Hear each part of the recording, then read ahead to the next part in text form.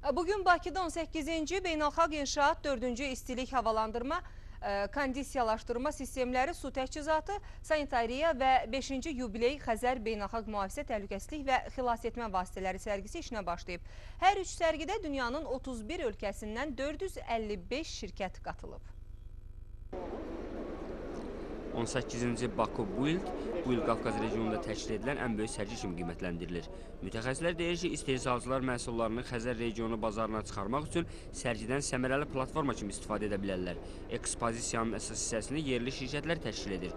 Bununla yanaşı bu il daimi iştirakçılardan olan Finlandiya, Almaniya, İspaniya, İtaliya, İran və Portuqaliya şirkətləri milli qrup halında sərgiyə qatılıb. Sərginin həm iqtisadi, belə deyək ki, yükü var, həm də siyasi yükü var. İqtisadi yük ondan ibarətdir ki, təbii ki, bura gələn şirkətlər bu və ya digər formada Azərbaycanın tikinti investisiya fəaliyyətində bir tərəfdaş kimi çıxış edəcəklər. İkinci tərəf ondan ibarət iqtisadi nöqteyi nəzərindən hər şirkət özü ilə bura yeni know-how, yeni ideya gətirir. İndi bilirsiniz ki, yeni texnologiya gəlir, nanotexnologiya artıq tikintiyə də sirayət eləyir. Baku bu il sərgisində sadə vasitələrdən tutmuş landşaft layihələndirilməsinə qədər bütün inşaat məhsulları, həmçinin naxış və üzlük materialları, santexnika, pəncərə və qapılar, döşəmə örtükləri, mebel, yuyula bilən divar kağızları da nümayiş olunub. Bu sergi tabii Kafkaslardaki en büyük inşaat sergisi. Biz 10. defadır Bakü Build inşaat sergisine katılıyoruz. Ve bizim için çok uğurlu geçiyor. Ziyaretçilerimiz oluyor, müşteriler veya potansiyel müşteriler geliyor. Yeni ürünlerimizle tanışıyorlar. Ve sergi de her yıl geçtikçe hem ziyaretçi sayısı hem de katılımcı sayısı artan bir sergi. Dolayısıyla buraya katılmak bizim için tabii ki önemli.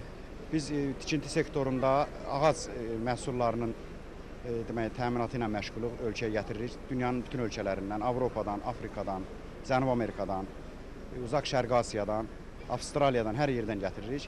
Yəni gördüyünüz kimi bu stenddə də həmin biz satdığımız məhsullardan quraşdırmışıq. Çalışırıq ki, alıcıları cəlb edək. Yeni nəsil texnoloji avadanlıqları da sərgi iştirakçılarının marağına səbəb olub.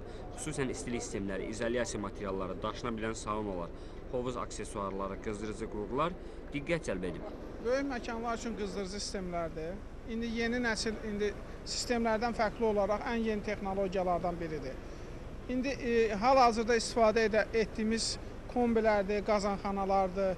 Yəni onlardan fərqli olaraq bu yeni tip aparatlar artıq 60% qaza və hardasa 90% elektrikə qənaət edir.